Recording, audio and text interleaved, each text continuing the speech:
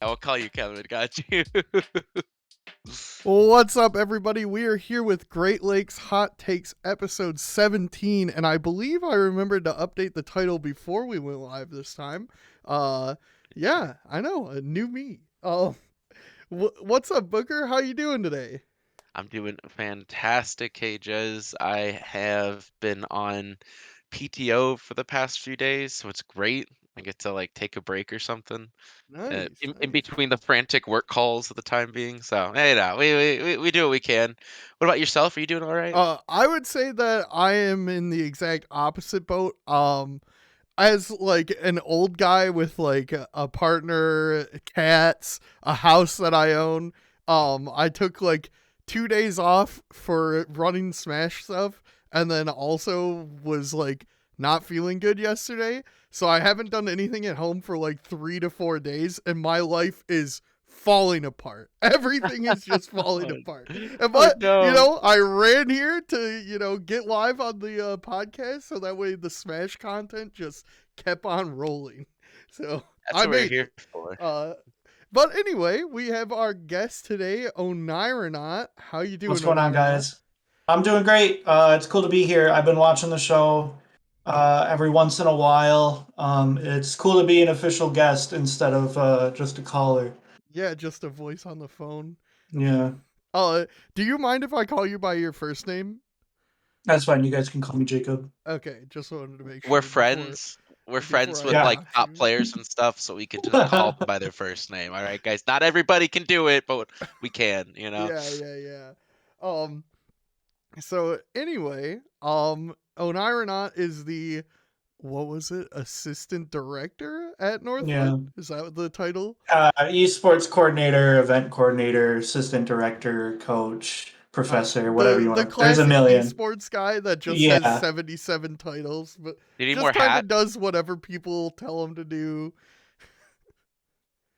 Yeah. I I've got my hands on everything, which in esports is always a good thing. If you're trying to make connections, if you're trying to rack up experience, it's good to do everything because then when you put your esports resume together for any position, you can flex every ounce of experience you have to tailor to that position.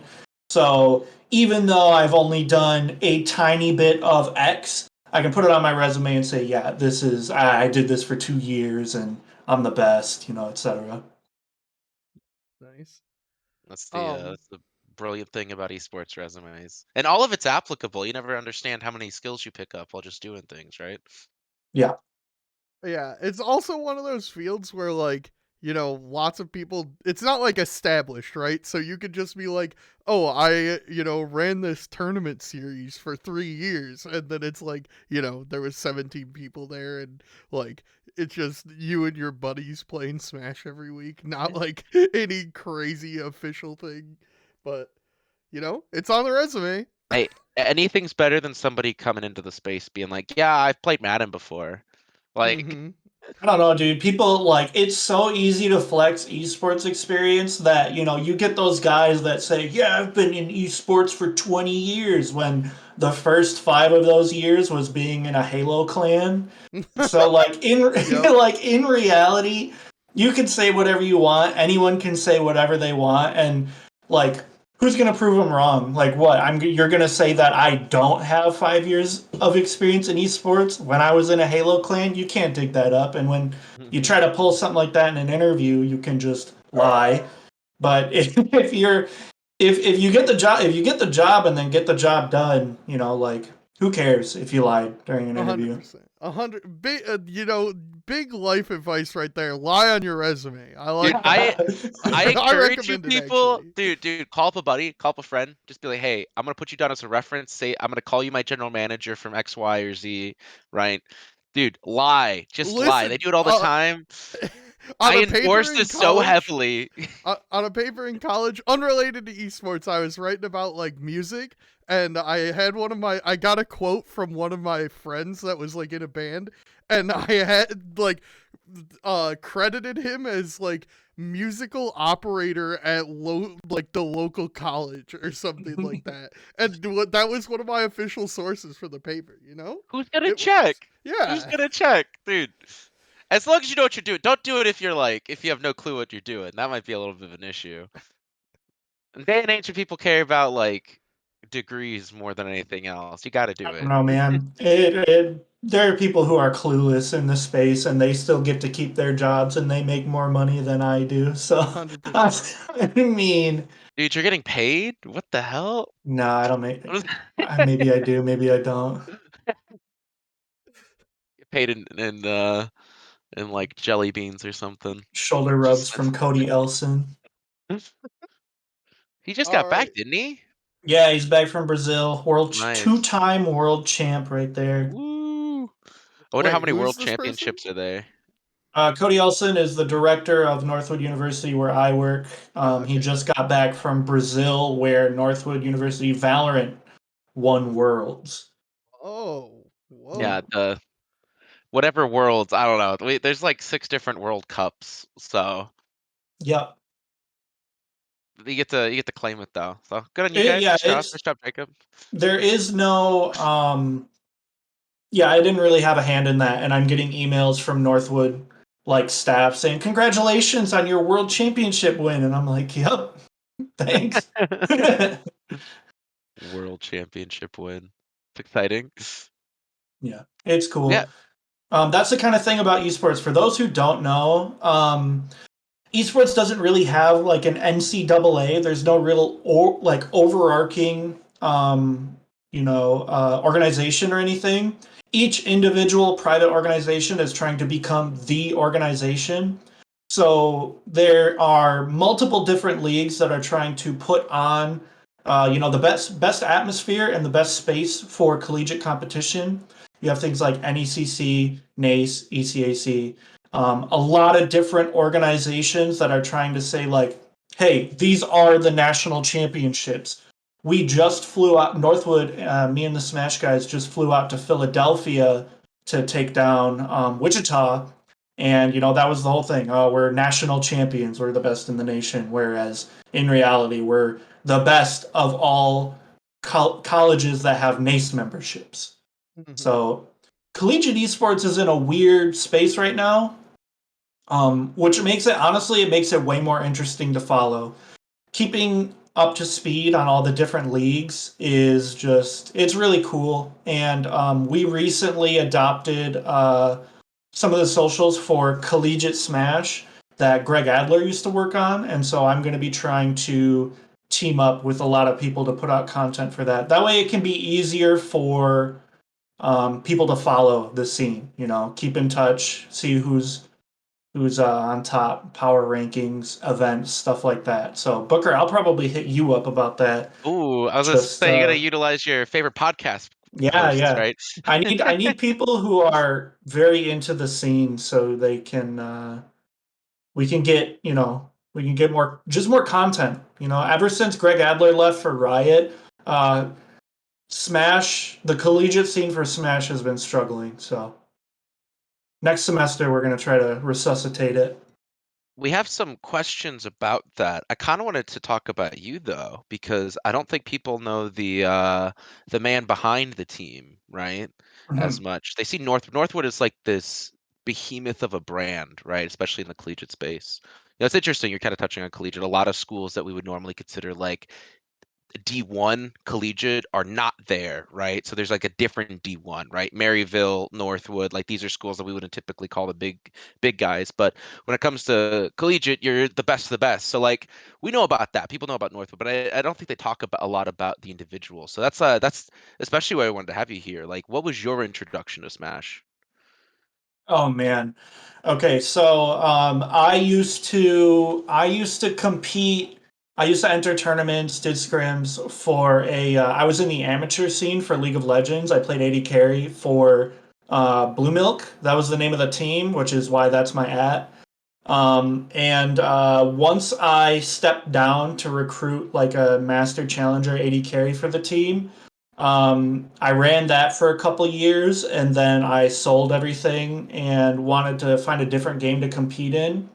I played CS:GO for a while, stopped playing that, and when I got a job at my college I was going to, the guy that got hired was like, "Hey, you should play Smash Bros." And I was like, "Oh, well, I always liked watching that game, but every time they say, like, when I was first watching it, they'd be like, just very general terms. I had never touched Smash before, so people saying like B reverse or wave dash or like all of this, I was like, what the hell are they talking about? And I would just close it. I was like, I don't care. Mhm. So he got me into the game, taught me everything, and so I live in mid Michigan, and there are no locals in mid Michigan. There is nothing. The closest event was an hour and a half away.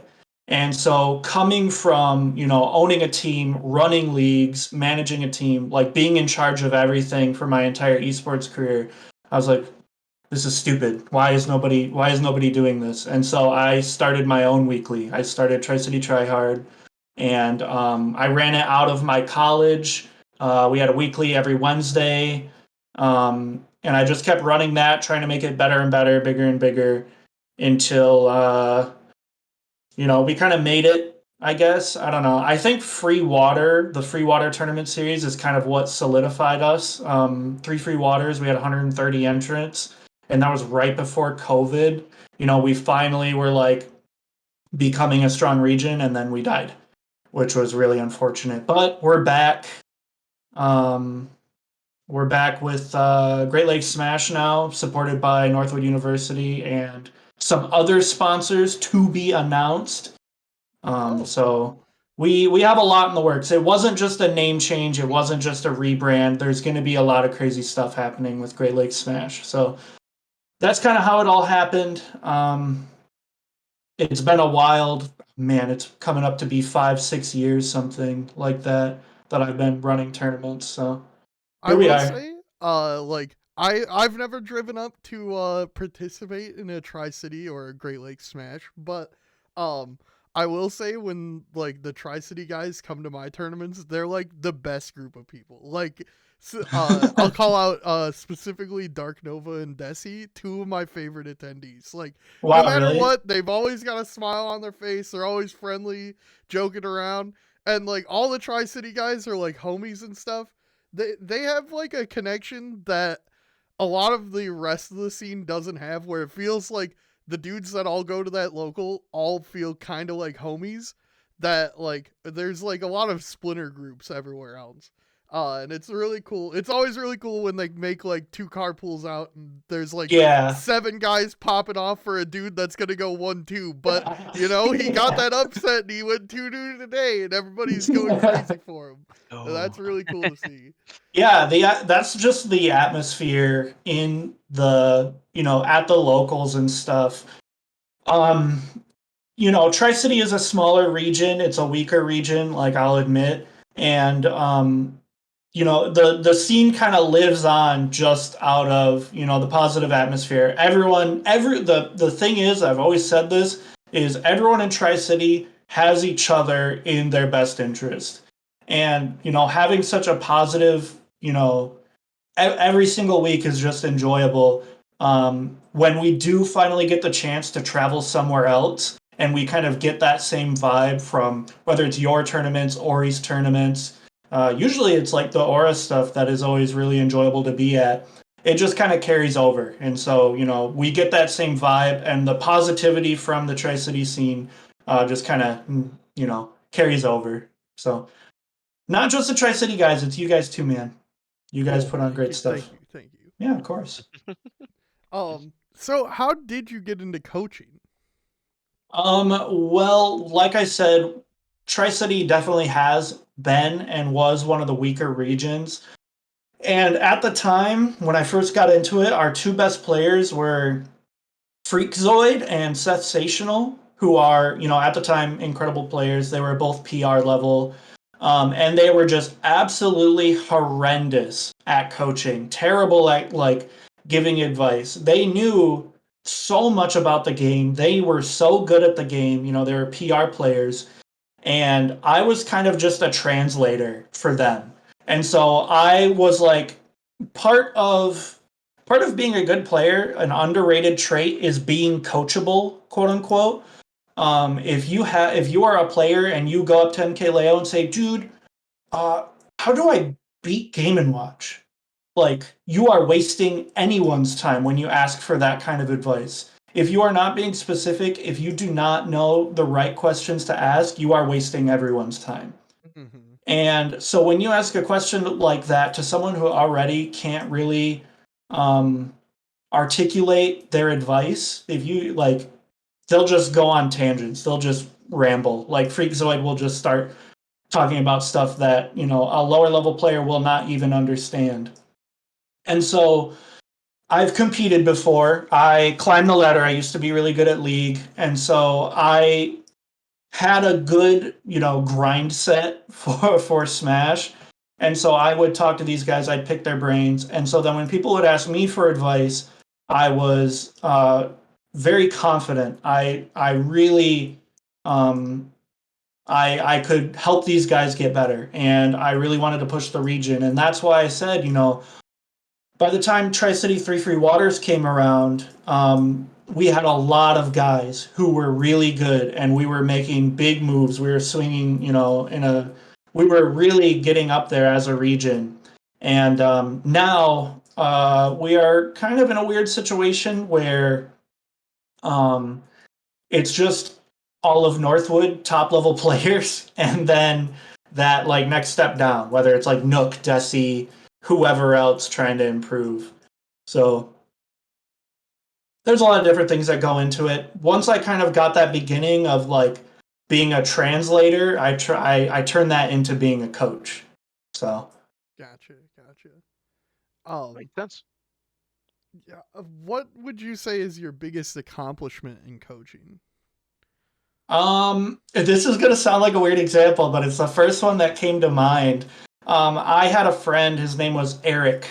His tag was Regional Champ, and he was not good at the game. He basically didn't know how to play Smash. We are approaching like that border, and him and I played all the time. Well, not all the time. We played a lot. I helped him learn the game, and one week he got on the top 8 graphic. There is a Tri City top 8 graphic floating around where my good buddy Regional Champ made top 8, and you know, he put in a lot of effort. But as a coach, I'll just take the credit. It was all me, baby. That's my coaching. Nice. But yeah, helping newer players get into the scene is extremely important because as a TO, you might see this more often than just attendees, but there are hundreds and hundreds of players that will show up to a local with the tried and true quote, I beat all of my friends in Smash, or I am the best in my friend group. And you just know that that's the phrase that means, oh, well, this guy's never coming back after this week. Yep. Because they get put in their place and it's really frustrating. And so having the positive atmosphere like I try to make for Tri City and having, you know, helping them understand like we have it's a double elim bracket. There's going to be people everyone here, you know, everyone here is a homie. They're going to try to help you get better. There's a amateur bracket or redemption bracket. Having that like approachable kind of deal for new players, it's always crazy important. Mm-hmm. I mean I can say I was definitely one of those best of my friend group kind of guys. There's no recorded sets. We used to turn on a VCR and record us playing like Melee and Brawl, and I have never lost a match to either of my brothers. I am incredible. And then, you know, came and played Ultimate, kind of got smacked around a little bit. It's fine. It's fine. I've won a couple sets here and there though. It's I good, like, you know, making sure that those kind of people stick around is really, really important because, you know, sometimes those are the guys that show up and just start stomping, dude. It's cool. Everyone's worth, you know, making sure they had a good time when they come to the events. I think that's something that people don't touch on enough was like making sure you have a good atmosphere. People kind of get really stuck in their own cliques and then forget about like, hey, you do have to make people want to be there. You know, like that's such an important thing. So it's good to hear that you kind of touch on that a lot. Anyone I out did. there, the best advice I can give you as a tournament organizer, always without fail, if someone's awkward, if someone's quiet, whatever, the easiest cheat code in the world, and you see a new person come to your event, ask them who they main. Everyone's face always lights up. They always want to talk about their main. They always want, it makes them feel like more welcome. Like, oh, this guy actually gives a crap about me. And I do. Like when Tri City was in its struggle era, when we would average like 9 attendees per week, I was genuinely excited for someone to show up. I wanted to know who they made. I wanted them to feel comfortable. And so I kind of came to realize like just little tiny things like that is going to make someone want to come back to your local or come back to the scene in general. So I know we were touching on this a bit because now we're kind of getting to the collegiate area. Um, you talked about the Fisher match. You wanted to talk about that a bit. Oh You man. gotta set the scene for the viewers. Okay, so now that we're actually getting into the collegiate discussion, do you guys interact with chatters at all during this Yeah, show, if or am you I see Yeah. supposed to Chatter pretend they're saying not something, there? you can interact with them. Yeah. Yeah. I really like what Wolfie said. Asking a college student their major, absolutely fantastic comparison. It really is, whatever. And I appreciate some of the Tri City homies coming through here and saying like, yeah, like they had a good experience with their first Tri City. That's all I care about. But now that we're shifting the conversation over to collegiate, which is kind of like why I'm here, quote unquote, I would say the top three teams in the collegiate scene right now are um, Fisher College. I think they're New Jersey, right? Hmm. Excuse me. Um, I want to say Michigan State University. They don't enter anything except for like NACE's like Open Premier League. Pardon me, which means anyone can enter. It's for whoever. And Northwood University, who is my team, who I work for. Michigan State University has played Fisher College in a 4v4 best of three. Fisher won 2-0 with 4 stocks left each time. We have not had the chance to play MSU yet. I'll talk about that later. And we have played Fisher. Okay, get this. We played Fisher in a 3v3 crew battle best of five. And God, it's just as terrible as it sounds. 3v3 crew battle literally comes down to who wins the rock, paper, scissors of your opener, which is a blind pick. So for the one match that we played, basically our win condition was, for those who don't know, Fisher College is Sonic's top 3 player in the world. Tony Pajamas, really good Ness main. MD, really good PT main. And G Extreme, really good Pikachu main. Coming out of the gates, that's already an absolute nightmare for my good buddy Copel. But Copel is definitely like our star player. He mains K Rule. Frostbite, also a really good player. He mains Roy. He recently had a crazy run at The big Big house. House, beating Cosmos, Enhanced PV, and Icy? Icy? Sky Oh, J. Skyjay. And then SGP, I think totally underrated player and sensational king of Tri City. He says SGP's underrated because I give him a bad seed at all my tourneys. He actually, yeah, he's a goober, man. I wish you would have got to know him better. He didn't go to a whole lot of stuff ever since Frostbite stopped driving out to everything. But he's awesome, great personality, fun to hang out with, all that stuff. But to go back to the match, 3v3 with Fisher, um, our kind of win condition was SGP because Dylan, aka SGP, used to be one of Sonic's practice partners, and so straight up, just for the I can get in your head factor.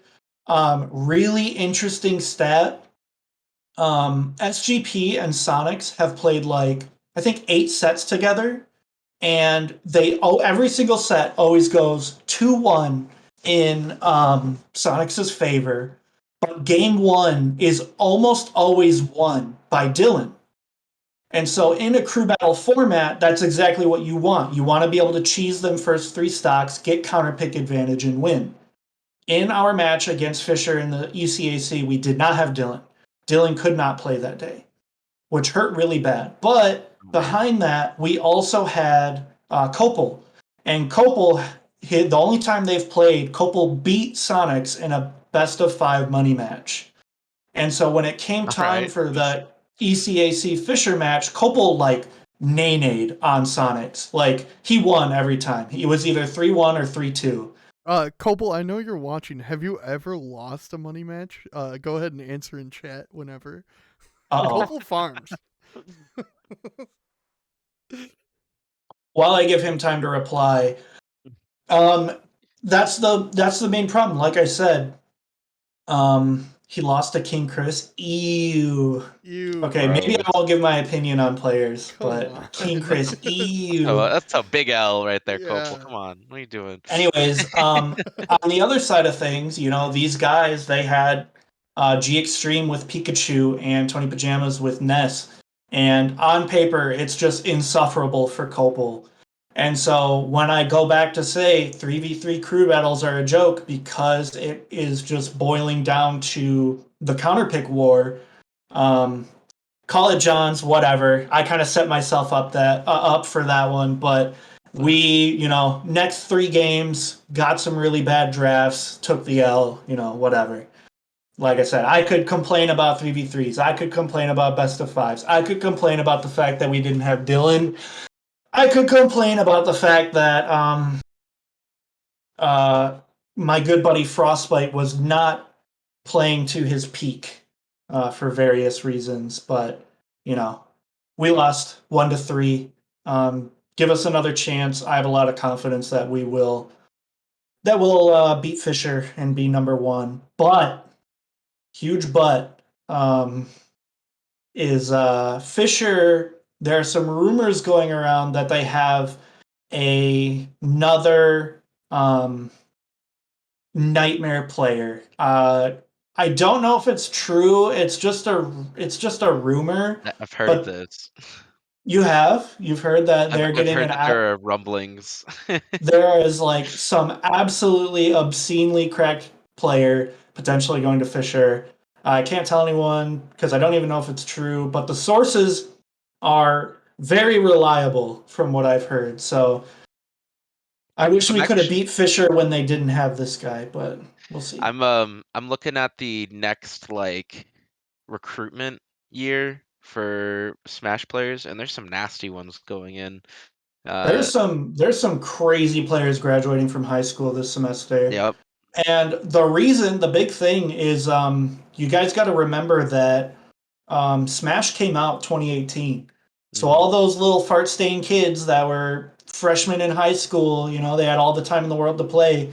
4 years later, they're graduating now.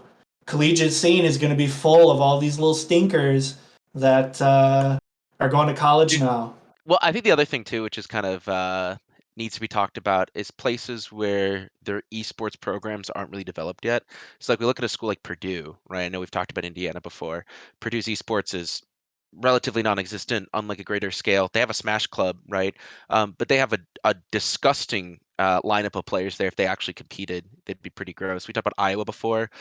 We know that there's current contracts with Big Ten schools that they can't necessarily compete everywhere. So some of those places are just kind of locked up tight. And there's some great players at Iowa State right now. So I think once we get down a couple of years down the line when it comes to developing esports programs in these spaces, we're going to be even seeing more disgusting teams. We have a couple top 50 players kicking around right now. We were talking about what Tony's running the NJC. We got Sonics kicking around top, arguably top 10 player in the world.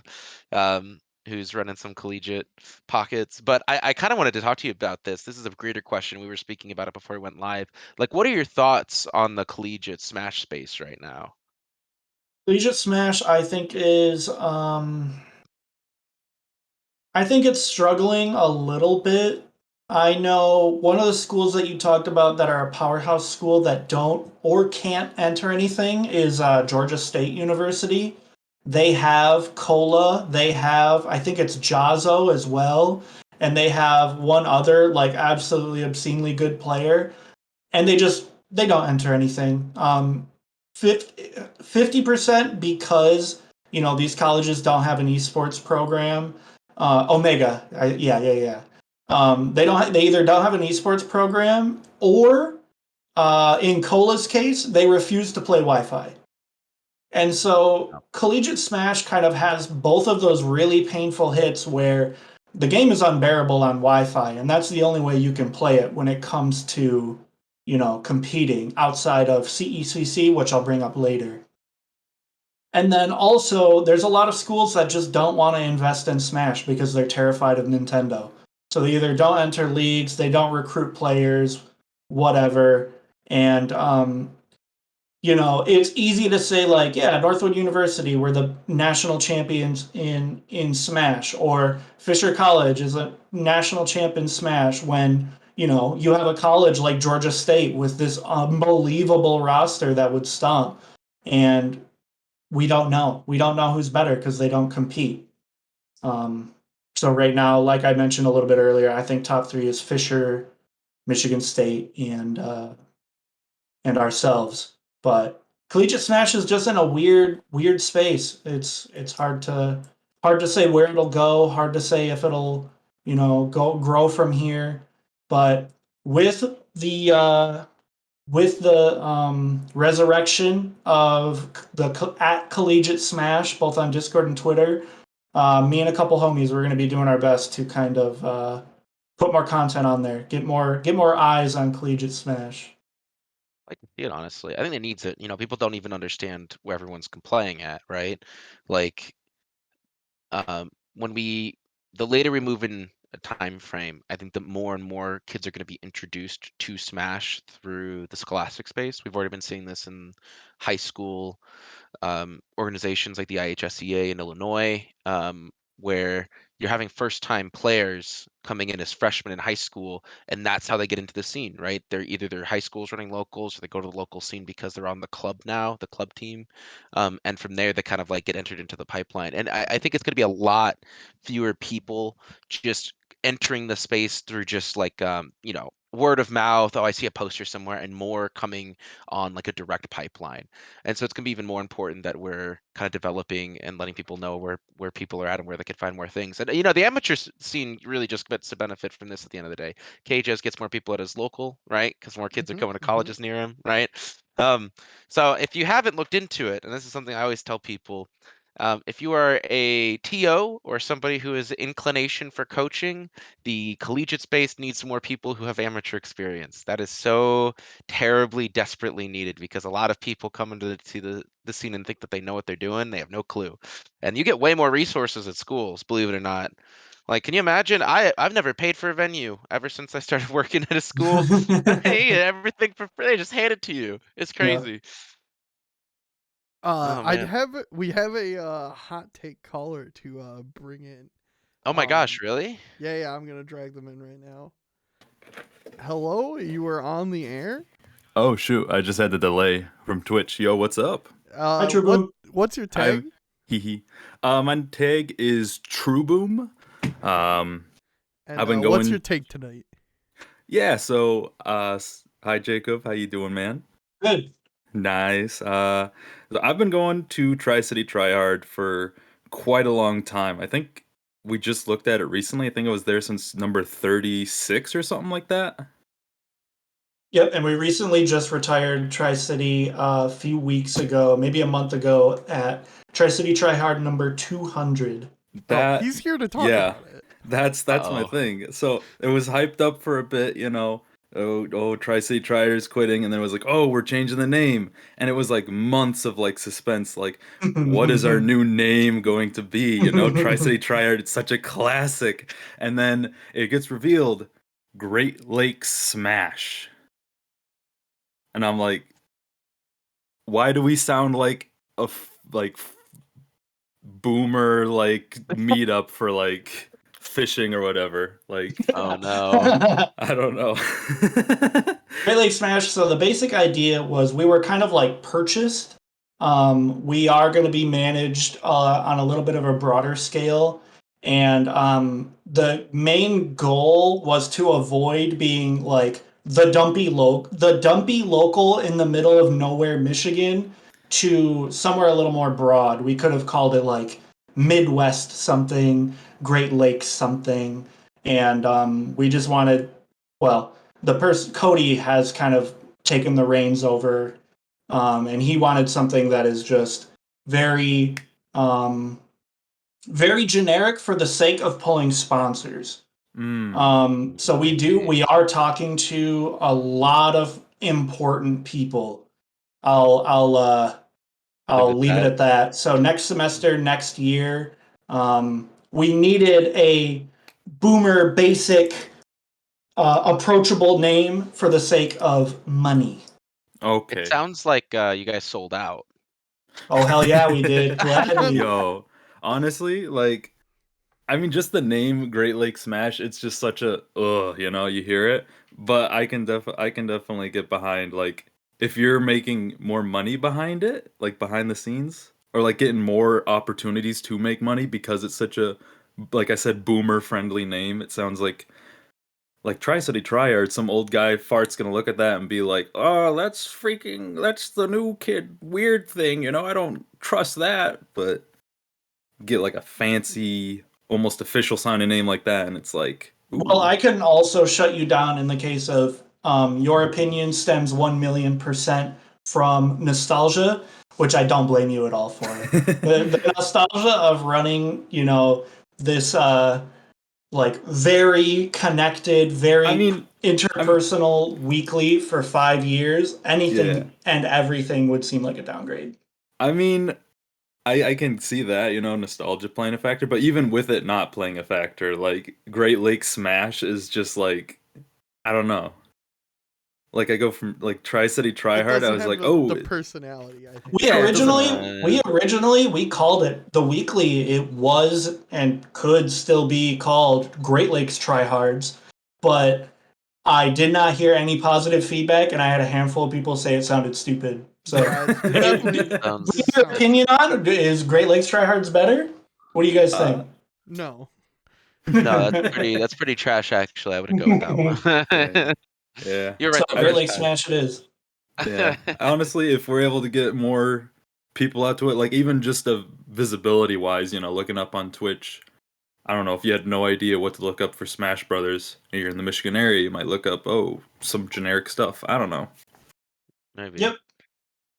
Could be We helpful have we that have way. some crazy stuff in the works, and so it'll all come together and it'll all make sense. I don't know. The name sucks, but if it helps us out, then hey, that's I guess I'm a Great Well, Lake Smasher now. All right. thank you, All Mr. right, True Caller. Boom. Yeah, thank you for calling in. Yo, You got thank you for anything you letting me want to join. shout out? I guess yeah, just try or yeah, Great Lake Smash Brothers. Right up in Midland, right at Northwood University. It straight up is the nicest like Smash Brothers competitive room I've ever been in. Like, oh my gosh, it is so nice. All right, you have a good night Nice, now. nice, Yeah, you guys nice, nice. do. Thank you. Take care. Bye, True Boom. True Boom's Okay. awesome.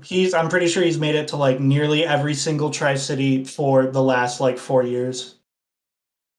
Nice. Good to see Nice. And you he's know right. connecting The with people. Northwood Esports Lab is absolutely incredible. Easily the best venue in the Midwest. Well, we've actually been asking a lot of people about the Midwest since they've been coming on here. There's been a we got our knickers in a twist because someone came on and said we're bad. No, no, So no. We're not talking about that guy anymore. We're talking so we about have Scar. Last week said that we're better than SoCal. no And that's he our new actually take. I know it says we're better than SoCal. So we've been asking everybody like, how do you think the Midwest stacks up against everybody else? How do I think the Midwest stacks up against every other region? Yeah. Um, I think we're top five. I really think that discussing Wait, how many regions are there? I would say my top five are SoCal, I don't know the order. SoCal, I think Michigan by itself could even Just be. the state of Michigan. Yeah, I don't really care about the rest of Midwest. Just kidding. Oh my Chicago's God. pretty cracked. Um, Ohio, I guess. Whatever. I don't like giving credit to Ohio. Why are you guys making me do this? True, It Anyways, true. I would say, you know I think you're kind of stretching it if you're trying to compare regions, because at that point, Midwest is like what, 5 states plus. At that point, you're desperate 13. to just say we're the best because you're lumping in so many regions. That's why I say, like, if you're gonna compare regions, just call it Michigan and we're top three. I always say because like population density and stuff. Yeah, like Midwest, it's a lot of just land That and makes not a a lot lot of of people. sense. That So does make a lot of sense. it's like you look at like New England, PNW, so like California. We talk about SoCal, but I kind of NorCal's in a really rough spot. Florida, we got like Georgia area, like Georgia, North Carolina. There's a lot of like really strong regions with it, but we always try to see what people think about the Midwest. You think we're good? Um, no. Oh no. I Oh think no. outside of Onan, so the problem that I have with the Midwest is outside of Onan, the 49th place curse is so embarrassing when when we show up to majors, like you are seeing like tier 1 players would be like, PGR or whatever, but Midwest tier 2 is like you're seeing some of these names get into top 8, sneak into top 16. Like Ned is always capable of making it into there. But when I'm comparing, Chicago to Michigan, like even Zanotto sometimes struggles to make that, top 8, top 16 area to break, whereas, number 2 in, a lot of other major regions absolutely would not. Um, Mm. I think once we can break that streak, once we can start um, cracking into these top 8, top 16s at majors, I'll have a little more faith in Michigan and Midwest as a whole. But it sucks. But who gives a shit what I have to say? I'm like a 1 and 2er now. He doesn't believe At in my peak, I was a 3 and 2er. I So do like your extremely Michigan centric it's take. that's all it is. Not even talking about Apollo Kage. What is this? yeah, I mean, He's sure. like, eh. I don't like the game is in such a weird spot right now. Like I am so jaded by how ridiculous this game has become, and it just I don't know. Smash is a weird place. Michigan. I want to see. I want to see Defoe go to more stuff. If he has already gone, I think the only thing. What was that big tournament he went to? Let me look it I up. think he went to Combo Breaker. For Combo people that don't Breaker. know, Defoe is like a top 5 in Michigan.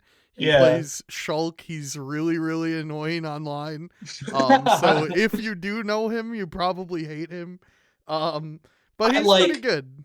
I think Defoe is like one of the people that should be the person to kind of break that mold, just because I think he plays. He's just I don't know. He plays Shulk, I guess. I'll leave it at that. Um, and I think he could be one of the people that goes to a major and breaks that mold just because he's good, plays an annoying character, has like a play style that can kind of carry over to beating other regions' play styles. But even then, combo breaker. What did he? Let me see what he got. Let's look it up so I'm not talking out my butt. Because I know it wasn't anything like. I would Let's see say here. my general take on Defoe is that he has a pretty high skill floor. But I haven't really seen him get any like key wins. Uh, Yeah, So, but that Smash could also Con. just be not leaving his region that often either. He is good against Onan. At locals, I know that's a different thing, but at locals, he's like 3-3 with Onan. Yeah, so I looked it up. Smash Con.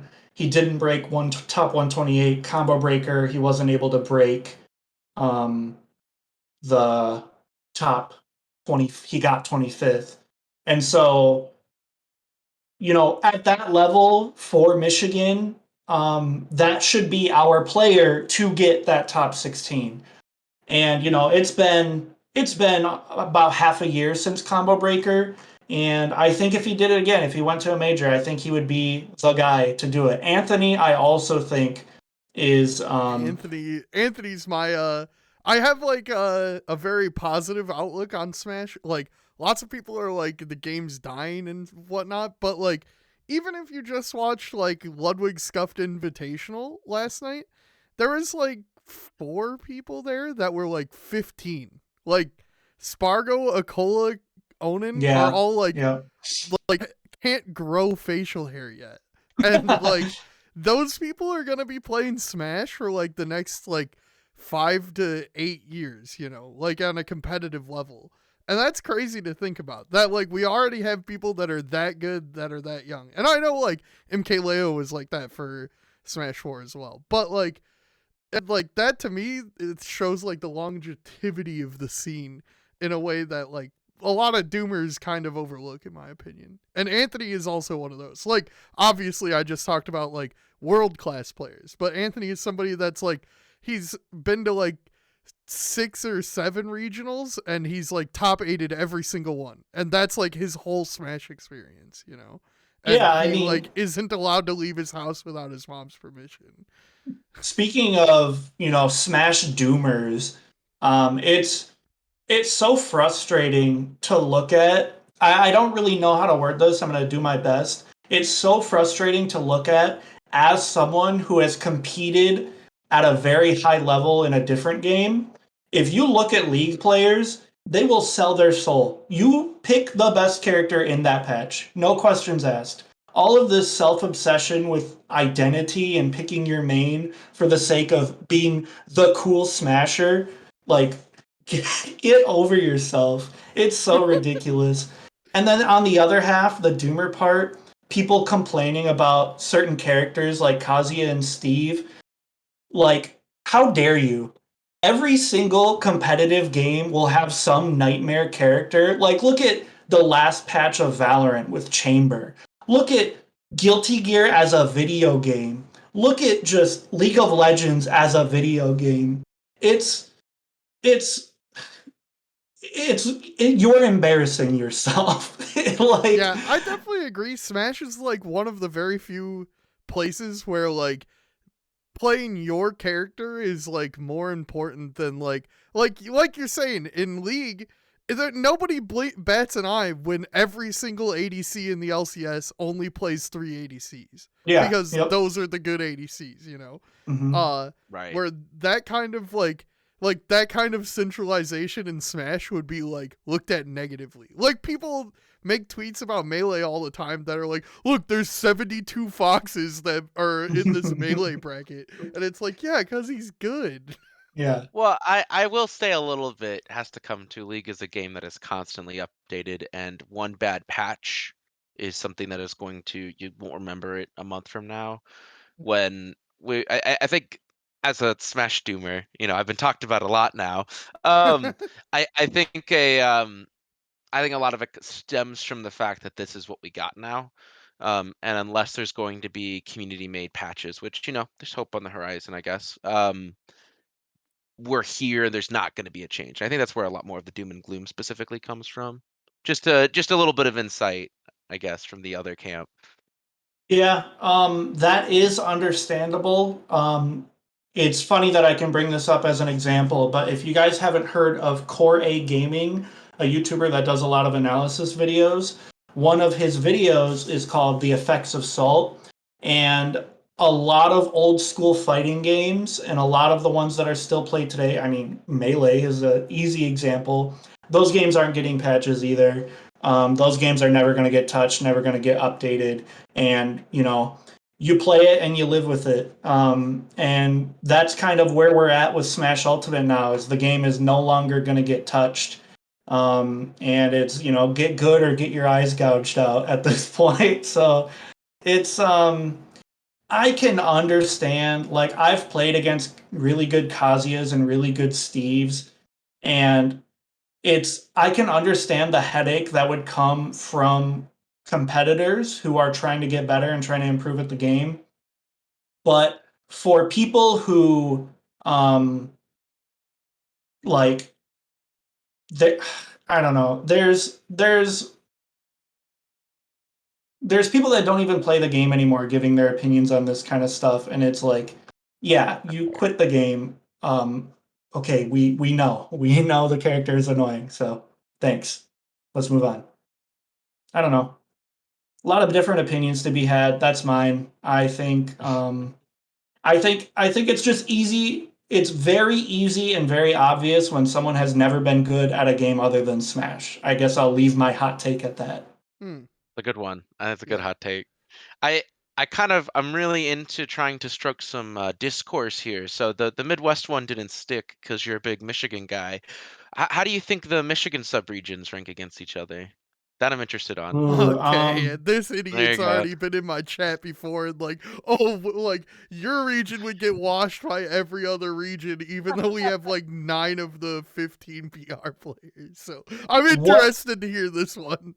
what I can and will say is I'll give the answer that some of you guys might not like, but the from a year ago, maybe more, the crew battle region versus region thing kind of spoke for itself. West is number one, Tri City is number two, Wait, every did you other guys region is it wait, whatever, we don't care. wait, did you guys get second? I don't think Yeah, we got second. who did you beat to get the second place? Who got Everyone. third then? We beat Ann Arbor, we beat MSU, and we beat You beat Detroit I Rock beat City. yeah, I beat SDD. Every team we SCD was placed higher haunted. than, we had to beat. I guess the stats speak for itself, KJs. I don't know. Well, I don't know. I mean, And I like, will say we are only getting better here. Now that I got my hot takes, I have this on my desk. I'll put my clown nose on. All right, what do I say? he had a prop prepared. Team's number one, baby. We're the best. Um, but at that crew battle tourney was pretty interesting. You guys did. You had Nico. You had Yeah, we Nico in the had class. Nico, and so I guess an argument could be made that we are not as strong as we used to be. I don't think that's even true. If you were doing crews, because like if you had your Northwood crew for that crew battle, I think Oh yeah. you probably would have done even better. I think especially with our team now for next semester and even next year, we would have had an answer for Onan, and I think we would have won. I will say for that tournament though, I didn't pay enough money to the winners of the crew battle to make MSU care. Apparently, they all just told me that the tournament was dumb and they hated me. Yeah. And Ann Arbor, one of the good players from Ann Arbor, I won't say his name specifically, but he personally dislikes me, so he didn't participate, and I Oh think wow. that significantly reduced their ability to win. But Ann Arbor almost beat like most teams with just Zenodo. Yeah. I will say, as the one who was running the upset thread for your event this weekend, Uh I would not like you either if you were seeding my event. So I don't huh. know. Bro, it's an Arcadian. It's an Arcadian. I don't Come know. I don't. 6 of the on. top 8 seeds got sent to losers and pools, man. I don't know what to Okay, okay. say. In my defense, the guy that was number 1 seed has like 7 like out of state PR wins this season, and then his child was born and he stopped playing the game for 2 months and now I he see. sucks. So, and that's fine. That's what All happens. right, You that's fair. you That's become a fair. dad and then you suck. So, that makes So sense. let me think about it again. So you said it was what was it? It was mid West Michigan, Michigan. West Michigan, then Yeah, mid. West Yeah. Michigan, It then doesn't Mid matter. Michigan. Then he says everybody That's else is bad. garbage. No, Okay. I guess I'll give Ann Arbor third because that's where they placed. And then I don't know who got fourth. I'm pretty No, sure it was SDD. I think STD. Yeah, maybe we got 4. Yeah, Michigan State drowned in pools. Yeah. Now, And okay, we also included Toledo, Ohio in that, and Toledo didn't even take stocks off of people, so you know. it was so sad watching. A match in that crew battle where Onan was playing against the Ohio Little Mac, and Onan was doing a thing where you place a block, drop an anvil on it, mine the anvil for 2 iron, the block breaks, drop an anvil, and you was rinse repeating. And the way you beat that is by destroying the crafting table. But I think it's Mac Attack. Mac Attack didn't know that, And so Onan was just doing it for like 2 minutes straight. And you can't coach. You can't say, kill the fucking crafting table. So the TOs came up and said, Onan, stop stalling. Stop doing this. You had to yell at Onan because poor Ohio didn't understand. But Yeah, and anyways, in a crew battle, there's no timeout. Like, yeah, Onan was 99 just minutes. gonna... Onan was Onan, just gonna camp him out forever. yeah, a little 15-year-old goober Minecraft Steve Main was like, okay, yeah, I'll mine diamonds all day. But Have to kind of a reel back this crew battle thing to the collegiate scene, I guess I don't have to, but there's one thing I do want to say is after I think, after we won our national championship, one of the MSU players commented under it saying like, "Oh, MSU would sweep, easy peasy." And I just want to throw it out there that I've been begging your coach and staff for scrims. So one, we could see who was better, and two, we could get some actual good practice. And got turned down every single time. So I'll oh, let that speak for oh. itself. Whatever.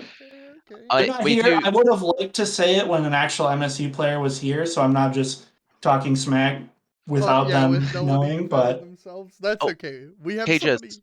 Yeah. Cages. Yeah. Sorry, really quick. I got some breaking news. oh, Cost just dropped their trailer for their event coming in June. Cost 2023 just dropped, and the only thing they dropped with their trailer, besides the date, is Goma getting Getting comboed by killed. Doorstop.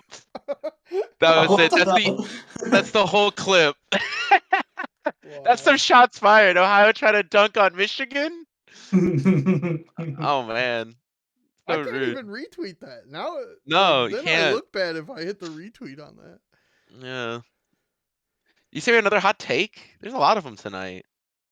Is there more hot takes in the... Oh, I thought that's what you were saying. My bad. My bad. Oh, no. But if you're watching and you do have a hot take, you can go into the Discord, which I'll put in the chat right now. I need someone to talk some smack about Northwood. Put me in my place. There was two other people that brought up some Northwood stuff, but I feel like it's like very niche, and I wasn't sure if it would be good topics. This person says I hate you. I don't know if that one works too well, unfortunately. Yeah, I discuss that one with people all the time. Not hating well, Jacob, hating me. well, I actually I have another question here, Okay. specifically about Northwood. Now that you're bringing it up, so like Northwood has this like big reputation. We've talked about it a bit in this space. Is that like how's that like has an effect on you and your coaching? Is there like pressure kind of given to you because of that? No, absolutely not. I've been working really hard to recruit this team. I know how good they are. I know how good they stack up against the other collegiate teams, and I have a ton of faith in these guys. I know they're good. They prove themselves in the collegiate sphere, and even if Fisher does get this obnoxiously wild recruit, um, I think I think I think we'll be fine. Uh, the pressure doesn't get to me at all. My guys all have confidence. You should hear Copel talk during our crew battles. You guys would absolutely love that. It's actually really funny. If I had the ability to, I would stream our comms and stuff. But our guys are confident. We know how to win. They all have so much experience, specifically in crew battles, that we know what our win conditions are, and we've been doing all right. I don't think anything will change. Heck yeah. Good question. I appreciate you letting me, give my opinion on that. You want the last one, Cages? Sure. Where do you see yourself in 5 years? Me? Yeah, you. I really, really enjoy the collegiate esports, atmosphere. I think collegiate esports is, well, I don't think, I know that collegiate esports is the only real, like, um, what's the word I want to say? Uh, if you are trying to get into esports and make a living out of esports, the collegiate space is the only real option outside of working for TSM or Cloud9 or something. Just because colleges have the funds to dish out, and they already have the structure that they have built with traditional sports. They pay their coaches, they recruit their players. The tuition is what keeps the program alive, and it's a working formula. We know how to do it, and we just got to slap esports on it instead of sports. And I love coaching. I love teaching. I do teach classes at Northwood as well. And it's just, I really, really enjoy it. And I think in 5 years, if I'm not still at Northwood, I'll definitely be trying to stay in the collegiate space. Heck yeah. That's good to hear it. We need more people like you in the space. Thank you. I'm sick of people who failed in other places trying to come make their buck in esports. We need people that are Oh, like yeah, homegrown, you dude. know? Yeah, it's same deal. It's just so obvious, and some people are embarrassing themselves so much, Yep. and that's why um, I guess I'll give you a shout out. Whatever. I see a lot of organizations kind of really make the wrong decisions or embarrass themselves trying to dip into collegiate smash, and having people like yourself be involved with NECC, also having Paradox Muse be involved in NECC. My guys feel very confident. They can say, okay, this FD is a counter pick. This league is where it's at. So it's it's obvious when people know what they're doing and don't know what they're doing. I think a lot of people have the right intentions, and that is still a positive thing, even if they don't 100% know like what's best for collegiate Smash. But when people have predatory intentions, it's really obvious and really bad. It's not too bad recently. I think a couple of years ago it was a lot worse, but we're getting there.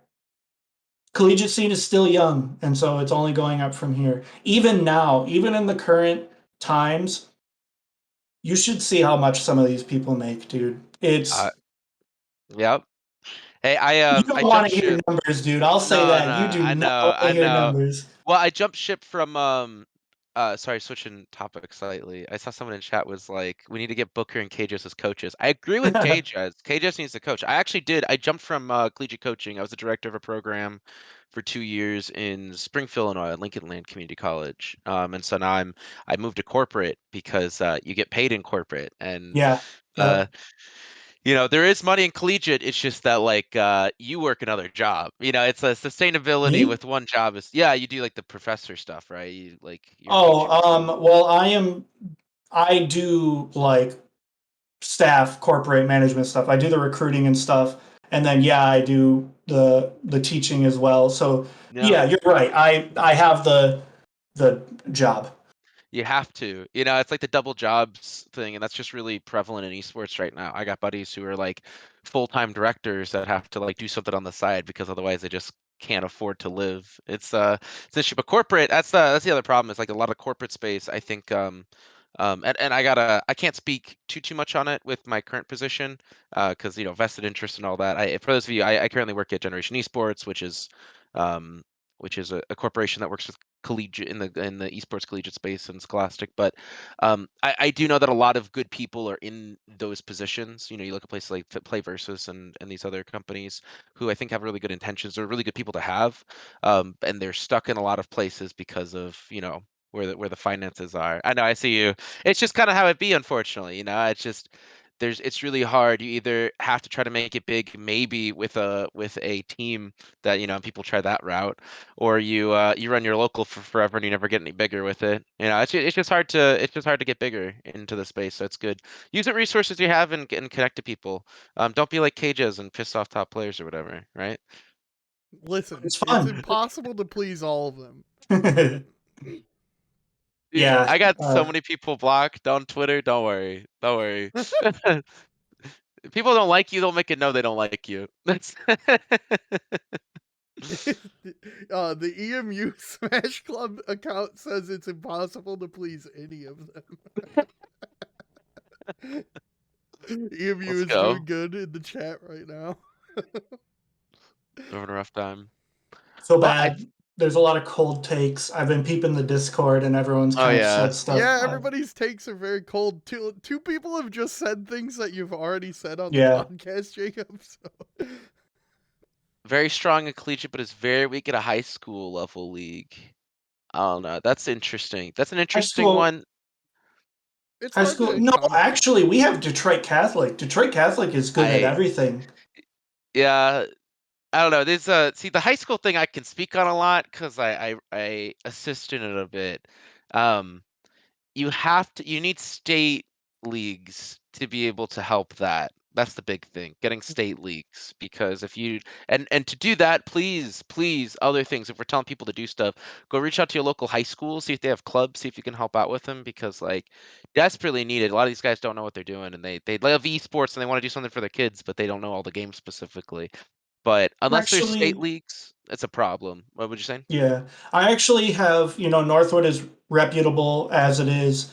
And we've gotten a lot of staff members from various high schools in Michigan saying, like, what do we do? Yep. What do I do? How do I do this? And I've had a lot of just teachers, like just teachers in the school that want to get their students involved, come to Northwood and ask me for tours or ask me to explain how to do stuff. And I've talked with a lot of teachers, and high school esports is doing its best. High schools don't really have the ability to support and dish out equipment, fees, whatever for their high schoolers, but there are teachers out there that are trying, and Northwood does a lot to support all of that. Thankfully, it's cool to be a part of a program like Northwood. Recently I saw a TikTok that was like it was like the high school Fortnite team won like a national championship. So there was like 3 kids walking down a hallway with a trophy wearing like Oh sweatpants, my and gosh, then I there was think. like cheerleaders behind them and stuff. Oh It man, was so funny. it was. I saw that, dude. It was I hilarious. was laughing so They were hard, just man. the kids were so awkward and dorky, and Yeah. And they everyone. don't even have uniforms or anything. Like if that was a college, or like if that was their football team, they would be walking through with their jerseys on and stuff. But the esports kids just in like sweatpants and hoodies. Yeah, Good for them, though. It's good to see it. I like to see schools putting even a little bit of effort into trying to support it. Because, like, For sure, for uh, sure. when I got into sports, I talked about this when I first got brought on. Like, my school board laughed me out. Like, they're like, "What are you doing? This is a waste of time. Why are you even talking to us about it?" And that was, 7 years ago. So it's better now that we have a space where they can actually like yeah. we see that they give a shit. That's at least that they give a little bit, just the tiniest bit. Um, but I'm out of questions, KJ. We could talk here all night if you want to keep. I think Jacob and I could keep going. Yeah. I mean, we can move on to talking about the tournaments and stuff. I don't think we have anything else to ask No about. more hot takes. We only got No. one, and it Well, was True Boom yelling They, at me, they don't my have any. They own don't have any good attendee. ones. They don't have yeah, any good ones. Someone come up with a good hot take. we can take hot takes throughout the night while we're still talking about Okay, the okay. tournaments. If somebody breaks in at Yeah. any time. I really wish there was an MSU player here. I wanted to cook them so bad about talking shit to us and then dodging scrims, but whatever. Let me Ban see. Steve. I just got done talking smack about Steve haters. Now I feel terrible. We talk about tournaments. We got. Give me my time to shine, KJ. Come on, put me on the spot. Oh God. Hold on. I I gotta haven't talked resize enough. this. MSU could win that. You think MSU would beat Northwood? Maybe. Not on Okay. Wi-Fi. So one of the Or tournaments that happened this weekend was Paramount, the Michigan's Arcadian at EMU. I was the head TO of that. So like it was the biggest tournament in Michigan aside from the big house this year. 160 people. Obviously an Arcadian, no PR players there. Uh Ryoku ended up winning that. Funny enough, Ori. So specifically, we told Ori that the EMU students are the ones that are supposed to talk to the venue, and like me and Ori are just there as like tournament runners, because like it's still booked through like the EMU Smash Club and stuff. But Ori talked to the venue people at some point throughout the night and then didn't understand what they were telling him. And he was just like, okay, cool. And then it hit 11 o'clock and they came in and they were like, you're not supposed to be in here anymore. What are you doing? And we had like just started grand finals. And we were like,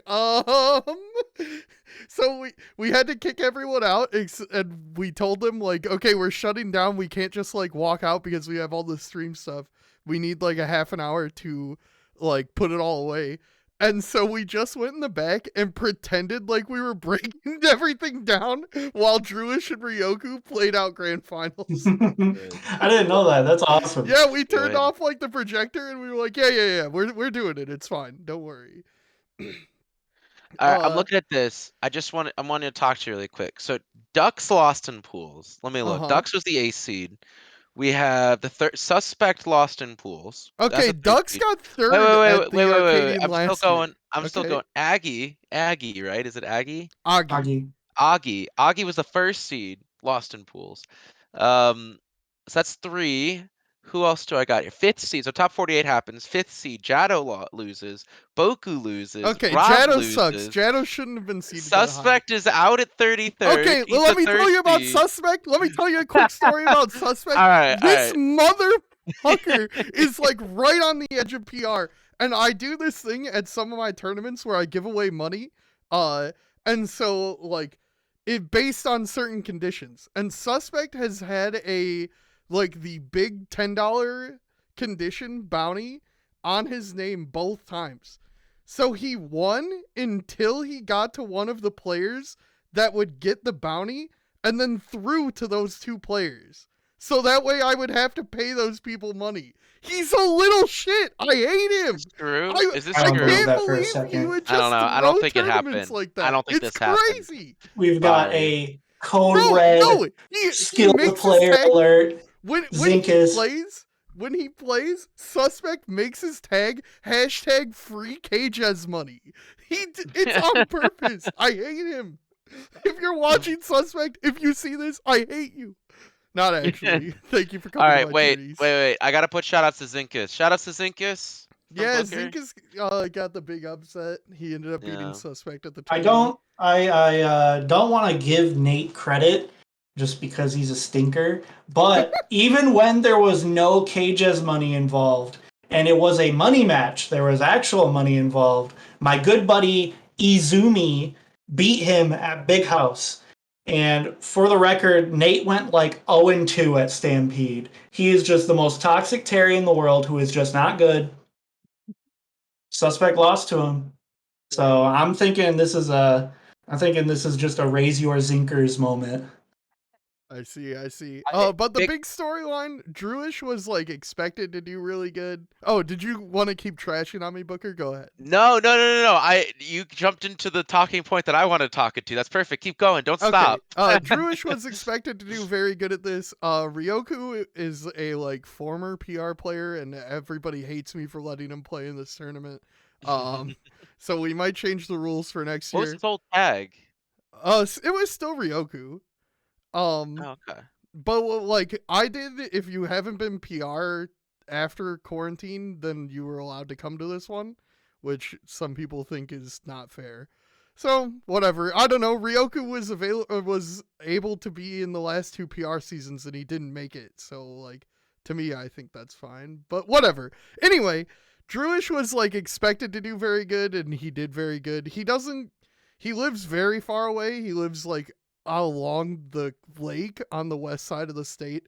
So even to like Grand Rapids, where most of the west locals are, that's still like a 50-minute drive for him.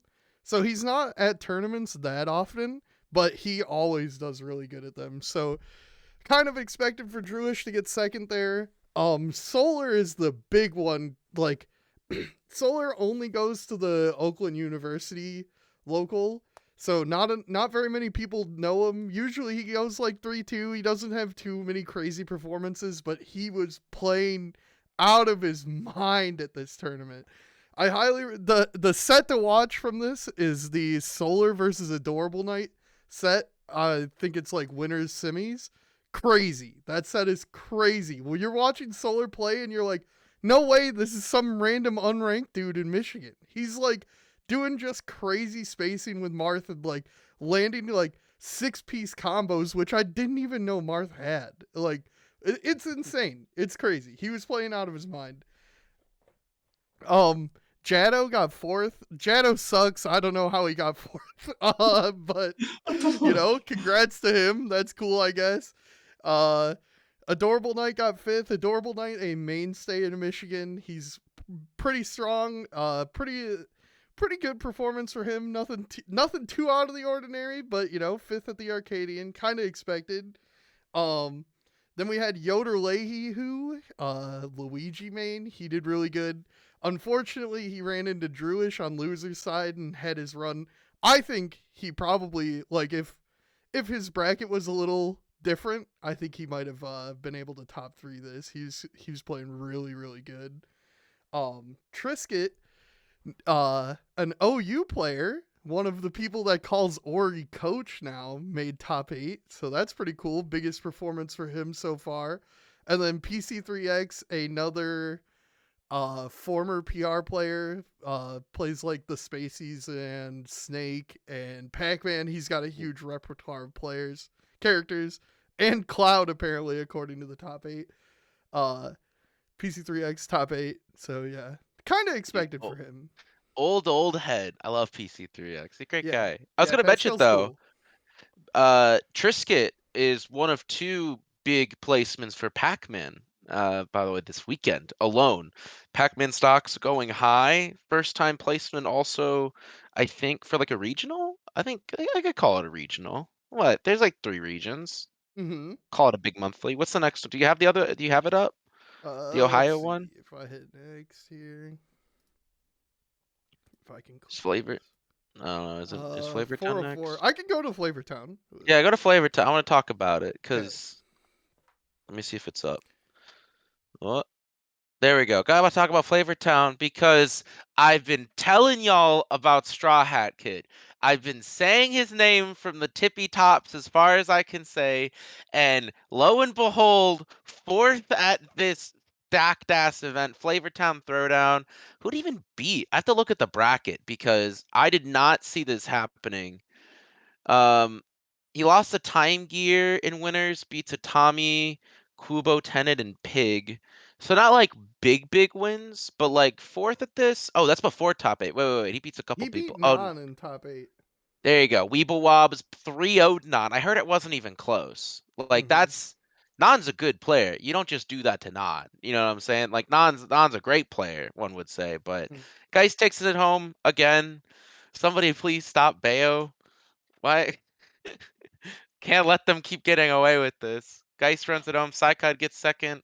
I think we're gonna see this a lot, though. Psychod gonna be top 3. You a big Psychod fan, Jacob? No. No. Jacob doesn't like any player from Ohio. It's over. They're That's done. fine. he um he uh he beat Frostbite at Big House, and Yep. um he beat Dylan or SGP at Summer of Love. this event, Oh, Flavortown Throwdown. at Flavortown. And the one time Tyler beat him, he was really, really salty and complaining a lot. And then when Copel beat him in a money match, he was really, really salty and complaining a lot. So I'm sure he's a great guy. I'm sure he's nice. He looks nice. But when your only experience is him beating my friends and getting mad about losing to my friends, I have no opinion. Whatever. Also, Ike. Fuck Ike. Dang. We're trying to bring on everybody, so we just call everybody a friend of the show. So you gotta be careful about the friend of the shows, all right? Yeah. Psychod's a Whatever. friend of the show. One of our fans. Um, Um, Thas. Oh, you want to go? I no, can go go. ahead. Talk You wanna about go? We can that. go. All right, Thas. Um, People don't talk about Fox. It's probably fair. One of like the last few remaining Fox mains in the Midwest who's actually puts results up there, and I think this is like best result in a while. Like, Mm-hmm. so nice to see him performing well. Talked about Non getting fifth. I'd expect top 3 out of him, but I think Ohio's like their upper echelon cream of the crop players who've just been trading a lot. So not too surprised him getting there. Wilds got upset very early. People popped off on that one. I saw that Child's all the over young Twitter. god. I know the young one. I gotta say, who did he lose to? I gotta check this. Was it on my thing? I thought it was on here somewhere. Wilds, because he lost in pools. He had a crazy losers run. Okay, it was so he lost to Devotion. Oh, he lost to the Incineroar. I think that's the Incineroar. Devotion. Um, I don't know. I don't know if the set was streamed. He lost to him in pools. He goes through Toasted Art, Winter Shorts, Mindset, Time Gear. Who else did he beat? Because he got fifth. He beat Scoops and finally lost to that. So that was the crazy amount of sets. Wild's proven he's got the what is it? The endurance. We talk about young players a lot, that the endurance factor is just not there. You get like once in the losers, it's like basically, doors. It's an open and shut case, but Straw Hat Kid and Wild showing us wrong on that one. Endurance factor going crazy. I say Scoops, it's Fritos. I didn't realize it was Fritos. There's not that many me brawlers, but yeah, Fritos, Weeble Up's closing it up. I gotta talk about Weeble. Leaves STL. It's like the STL what's the thing from Dragon Ball? They go in there, they train a bunch, they get really strong. The hyperbolic time That chamber. one. STL is the hyperbolic chime chamber because the second someone leaves, they go and start making names. So Weeblewob's getting top 8 here. I love my guy. Glad to see him doing well. A lot better than the last time he was in Oh, Ohio. So that's good to see. Weeblewobs also beat SGP at this tournament. Yeah. There you go. The biggest question, most important question is this is something all Yoshi mains hate is talking about Yoshi grab release.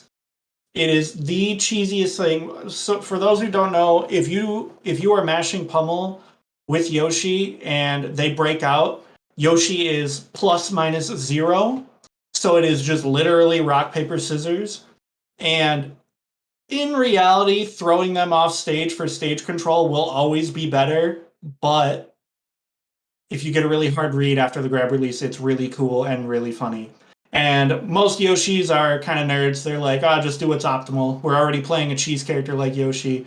And so asking Yoshi mains if they do grab release is just the funny joke. So I'd like to ask him, especially after making, top 8 at a stacked event like this. He's obviously a good player. He is. I love me some Weeblewobs.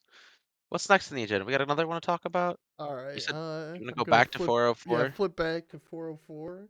That's the only reason Wolfie's here, by the way. I saw him in chat, and he's just like, Booker, talk about 404. This is important. If you don't have a frame 3 option. Oh, yeah, I thought he was saying something important. Whatever. 404. All right. Indiana did it invade, which I have to say, it's good to see. It's good to see some guys go out, trying and making trouble in a different region. A car of them. I see Wolfie and I see Grease. Am I missing anybody? Who else went there, Wolfie? Wolfie's in chat. He should tell us. I'm trying to look at this really quick. I don't know. I don't know who else was there. I don't recognize any other name. Yeah, so Grease and Wolfie went to Georgia and slapped face. Got some upsets. Wolfie upset anybody? I think he Sonito did. is really good. Wolfie beats Sonito. Yeah, he did. He 3-2'd Sonito. Let's go. Oh, Killmonger went. All right, shouts to Killmonger. Nice to see it. Indiana going, showing that they can actually win something or not lose it horribly. One of the two. Nice to see you guys traveling. Wolfie taking third. We got Grease making top 8. Fatality wins again. I don't know. It's a monthly in Georgia, 39 people. That's what you got. But it was good. It's nice to see. Grease beat CJ Frozen and Avenue. That's good. That's some good wins. All right. Shoutouts to monthlies being ran. We don't see a lot of them anymore. It's a dying breed, monthlies. Speaking of which, what's next? Do we got another one? Is TKO on there? Yeah, let's see. We got Keep It Chill 2. This Oh, one's in Portland. yeah. Go ahead if you got You something to guys say. gotta tell us. Yeah, you guys gotta tell us if you want us to keep doing like these like more than just Midwest centric ones. I think some people like it. KJ, you said you know a couple people on here, so I gotta Uh, give it to you if you know them. I mean, I want to shout out the character variety in Portland. They're weird and quirked up, just like the whole state. Uh, but like they got a Toon Link in second. That's pretty crazy. I don't even know this Toon Link, but we were talking about them last week. Toon Links. Um, I saw a post floating around on Twitter, and they intentionally cut everything off. They only posted the frame data for Toon Link's aerials, and they're all like -3, minus whatever, good frame data, and they're like, I can't wait to farm with this character. And I was like, what are these aerials? Who has these? And I looked and looked and looked. I was like, I was looking at all these top tiers, and I was like, man, what is this? And I finally found it was Toon Link. Toon Link's aerials are just really safe and really good. And like I think he's got a little bit of that Lucas syndrome where he's got the numbers, but he's playing with a tiny little wet noodle. You know, you're not gonna hit anyone. But the few people who do play Toon Link, they have, they know how to use these aerials, they know how to use these items. The character's weird, man. Character's weird. yeah, for sure. But I do know Active on this. So any Falco main probably knows Active because he invented like a lot of the tech that Falco players use that are just like in their repertoire. So shout out to him for getting fifth at this. Nice to Xavier see is it. also really, really, really good. I saw him playing at a major and he was doing crazy stuff. Also, SGP was telling me how good he is. I think he's one of the best Wii Fits kicking around right now. Yeah. That's good to see it. Good to see some play. Yeah, the character variety. We say we have too many zoners, so it's good to see like kind of shaking it up in PNW. Jared is King taking it home, proving he's kind of the best. He's like the best over there. I think he's number one right Yeah. now. Justice Capsize heads. If you're from PNW, this isn't nothing really like crazy. They had a nice monthly. It did decently well, so that's good to see. All right. Oh, I did have to say, Wolfie did mention that we had it was an Indiana dub over South Carolina. I didn't see that. Yeah, Oh, dude, very South Carolina's important. free. They're Yeah, free. fuck South Carolina. Fuck South Carolina. That whole state's free. I don't care. Where's Chunky Kong at? Good work, Indiana boys. Yeah, I'd like to see it. There we Yeah. go. Grease, give it to him. All right, TKO. I didn't know. I was telling them before, and I didn't know it was happening until Censored tweeted about it. Um, Apparently there was a Nebraska monthly. Nebraska, I said beforehand, hasn't been really running monthlies, but they are a spot where the Dakotas and like Kansas City can like travel up to and fight places like Minnesota, right? It's not like that far of a way to like kind of play there. It's like similar to Iowa, but a little bit closer for the Dakotas to come down to. There was a snowstorm. There was supposed to be more players here. I think Eric was supposed to show up and a couple others I saw, so it ended up being a little bit smaller. Um, Twitter discourse around it. Epic Gabe, for those of you who don't know, or because Jacob didn't know, lives in Nebraska now. And so he's been rocking as Nebraska's number one. And he was very, very, very, very mad that Skittles was feeded over him as the first and second seed. And I guess he proved himself right because he ended up getting the dub here. A little bit of a hodgepodge, mostly Iowa. We see welfare. I don't know where Skittles is living now. I think he's living in Iowa. I think so. So Skittles is there, be easy. Zed doing well. Zed's Min Min, by the way. He's like been making a name for himself in the area, so he's pretty good. Is it? That's my boy. And then Rocky KC kind of bringing a little bit of the Pac-Man mix. I guess there's 3 Pac-Man that did really well then Yeah, this weekend. three Look at that. Pac-Mans and 3 regionals. Interesting. Yeah. It's we That's don't it. see who is it? We don't see Quaz on here because he always runs into Nebraska, like other Nebraska at any event they go to, and they just take him out. It's unfortunate. Hate to see it. Um, I think that's it. I think that's everything besides the big event. Oh, Bloodwigs? Let's go for a tour. Yeah. Yeah, You guys want to talk we about didn't clip Scuffed? out anything for that one. I don't know. I could clip you the bracket real quick. Do you want to look at it? No. Here. I don't know. You can talk about it. I'll You want to talk figure it out. about I'll it? figure it out. The You only look thing for worth something talking funny. about is MKLeo was really, really high and still got top 5. That was But cool. I was just on Twitter looking at that. Oh Dude, his facial expressions were the funniest thing. yeah. Yep. And then Oh, Leo beating Riddles with Tweet or sorry, Marth. That was pretty cool. Yeah, And Leo then watched Solar play Marth at the Arcadian and was like, damn, I'm going to do no. that. gotta be it. Yep. That Uh, solar influence. I was really rooting for Ferps. A little unfortunate, got taken out immediately, God, that just like was so 102. unlucky. Yeah. Uh, Hate to see it. Hate to see it, really. I was fiending for that Akola Leo set, and we're just never gonna get it. Yeah, he keeps dodging We're somehow. never gonna get. I think he purposely threw against Shuton. There's my conspiracy head on. He could purposely threw so he would never see the light of day. No, but we just. Ugh. Oh Oh well. man, did Onan almost fight Akola again?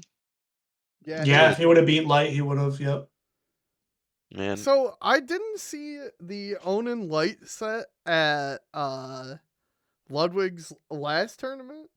But like Onan versus Light at the big house was like the worst set I've ever seen Onan play. Like he looked like he had never seen Fox ever. He just got hit by every single aerial. And then he beat him at the other Ludwig's tournament. And then it was like the same thing happened again at this tournament. Onan had no shot of beating Light here. It was kind of weird. It kind of sucked, but it is what it is. He got seventh. Onan's still godlike, but it was disappointing to see him just get smoked like that. But it is what it is. I didn't watch this event. Was it the Game and Watch? I'm trying to translate this name. Yeah. That other Okay. player, that's Maya, the game and Maya, Mia. watch. there you go. Mia? Mia, M however it's M pronounced. I Y A. Yeah. Mia. Uh, all these got streamed, right? All these matches got streamed? Not all of winners round one, but everything else Mm, was on stream. So okay. there's VODs of everything else. Yeah, it's exciting to see like something at the very least, kind of capstoning the year. Like Mm-hmm. I was really worried we wouldn't have like a capstone event, so this is nice. Shout out to Lugwood, like putting all this on. Um, yeah, I mean it's cool. It's cool. I need to see some Osimo though. It's a shame Osimo wasn't out here. Yeah. It's Yoshidora too. We need to see that Oh guy. yeah, well I really need to see some Yoshidora. I I've been Supposedly saw he's got like a one. wife and kids, and that's why he can't go to anything. Oh, that makes sense. I don't man. know. I saw a stat on Twitter that Spargo has not missed a top 8 for any tournament he's been to this year, which is crazy. Wow, really? Yeah, Leo only missed one, which was I can't remember. Was it Super Smash Con? He missed one. I can't remember which one he missed, but Mr. uh Top 8? yeah. So he has like 93% top 8 appearances. Which top? I'm No, looking this up. it was one of the summits. I think he got ninth at one of the Oh, summits. see, the counting the summits is stupid. Hot take, counting invitationals and summits for this shit. Cringe. You guys, yeah, you guys got to have a week where you just talk about that. That is such a huge conversation topic. Is Uh, honestly just get like a panelist or something and have them talk round about table. so yeah, have them talk about like just PRs in general, have them talk about, you know, PR process, whether it's more of the statistical side of things or, you know, there are some things you can't measure like with so, like it's weird to measure placements at heavier weighted events because currently most stat stuff is just based off who you beat and who you lose to. And sometimes you'll have a tournament where you don't beat anyone really crazy, and then you only lose to like, I don't know, MK Leo and someone else. And it is very impressive that you did not get upset and made, you know, top five at a huge event, but it counts for nothing on PR because you didn't technically beat big name Mm-hmm. X or whatever. Your head to head And didn't improve. right, yeah. Even though that this was an event where everyone was nervous, everyone was getting upset. It was a nightmare bracket for all these big names and, you know, Joe Schmo, he did just fine. He didn't succumb to any of that pressure and it doesn't matter for his rank.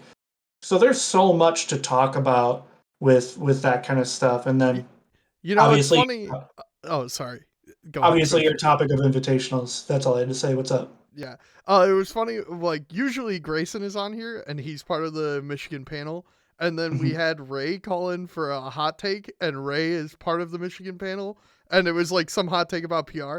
And then Daybreak asked to join the call, who is also on the PR panel, and they just like took over for like 20 minutes Oh my discussing gosh. nonsense. So we It have was really had that funny. happen It was before. funny. Yeah. Like Daybreak just appeared in chat and I was like, "Hey, I need to set the record straight on this." one of these days, once we expand a bit, we got to cover Midwest because I don't think Bernard's Loop is from here. But that's a guy I really want to get on the line to talk to as well about processes because that'd be interesting. I know he's Yeah, got a I know he's Grayson talks the to him, so maybe we could get him on. yeah, no, Bernard's chill. He's the one that I talked to him a lot when he was cutting up the regions for his stuff. I He's see. someone I he's see. someone that cares about the scene a lot. I like to hear his takes. All right. Well, Um, it's getting pretty late, so I think we got to wrap this up. Oneironaut, it's been great having you on. You got anything you want to say before we close out the show here? oh, we didn't ask him Um, his hot take. Oh, well, I mean, he's given a lot of hot takes I during kind of this. said it earlier. I guess if I had to say one, I don't know. I've said so much today. Just Yeah. my hot take is watch the VOD. I guess I don't True, really know. true. Watch the VOD. True. One question that I did have, I don't know if this is maybe I could turn this into a hot take, is Spectral is in here. He reminded me about this conversation topic. I would like to hear what everyone else has to say about it as well. Is currently in the collegiate space, the way matches are decided are by crew battles. And, crew battles prioritize one skill over another. They're crew battles. And one of the things he mentioned is um, crew battles are not I don't want to quote him. Crew battles are not a proper indicator of skill. And as like kind of like what else would there be? What other options are there? Some of the stuff we talked about, whether it was like, do you just run a round robin? Do you run a singles bracket with all of your players? Like, crew battles may not be the best way, but what else? And Ooh, I feel like there's some really interesting ideas. And set based system, yeah, that was one of the things we talked about. Is maybe if you just did a round robin and just did that. And yes, on paper, I think it would take too long. But our grand finals against Fisher, only going to game 4 in a best of 5, took about 2.5 hours.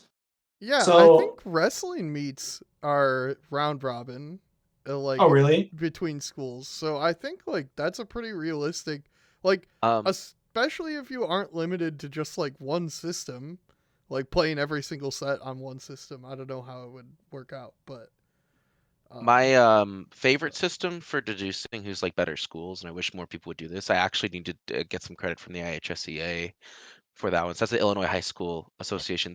They are on top of Smash like very heavily. I've helped them run some of their stuff earlier on. Um, they all their events are round robin. So like round robin is like there's actually high schoolers in Illinois that don't go to locals because locals are devil elim. Um, it's Oh, like it's not really? it's not worth it. It's not worth it. And Yeah. honestly, I'm in that same boat. Double limit events aren't typically worth it. But like everything's round robin. When what they do is that maximizes like avoiding seeding and maximizing matches. And then there's a point system similar to like a tennis meet, based on how far you get in bracket after that, right? Going in yeah, like your wins. Yeah, that's gonna be the best way. I despise crew battles as a coach. When I was having crews with my guys hated crew battles. Both of my teams did. And I think singles is really going to be the future collegiate once people accept round robin into their lives. yeah. I'm always surprised to hear that the colleges use crew battles because I think crew battles are like a fun gimmick almost. Like I like using them as show matches at my events, not like determiners of any sort of results, you know? Um so it is kind of weird. Just like Jacob said earlier, that like the crew battle between him and Fisher, maybe it came down just to not having one of their players available that day. You guys want And to see like, my cat? yeah, sure. Yes. What? He just jumped on my desk. Hi, Cat Effie. cam. Wow. Get out. But yeah, I think that there's a potential for like I definitely think like round robin and like Booker was saying, you could like score how each team or each college did based on how You know many what? How wins they about got. this? Spectral, if you're down, what we can do is we could try to set up We can just, okay, it doesn't have to be you. I know you guys don't like Wi-Fi, but we can try to set up a scrim where we try to execute this round robin format where, our four guys play all of your four guys once, and we base like it's a point-based system. However, like you said, tennis or track meets work where X ranking means X points. I think that Collegiate Smash could experiment a lot with a lot of different things and compare it to more traditional sports, like you said with tennis. I don't think any major league will adopt it just because it's hard to stray from the norm. But with more independent stuff popping up, maybe. Why not? I think it'd be really easy to get one of these major leagues to do it. I have a Coach suspicion. Coach Leone always ghosts me. I tried talking to him, tried talking to you guys at majors, and he said, I don't know. I don't think maybe he Just doesn't DM like me. Ori. Ori's Yeah, my at this point, assistant I'll there. talk to DM Ori. I Maury. like Yeah, Yeah, talk DM to Ori. Ori. Maury. Ori likes me. All right.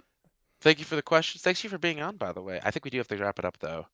I'll go ahead and do my shout outs now then. Make sure you guys check out at Collegiate Smash on Twitter. There will also be a link to the Discord there. If you are interested in Collegiate Smash, I'm going to be trying to bring on Booker. I'm going to try to bring on Paradox. I'm going to try to bring on anyone who supports the scene. Maybe Ori now. I don't know how much he hates Smash nowadays. But I am going to be trying to bring on as many, uh, respectable names that can support this, and it's definitely worth watching out for. And follow me on Twitter. I'm trying to get 2K, so I follow you. long road that I'm working on.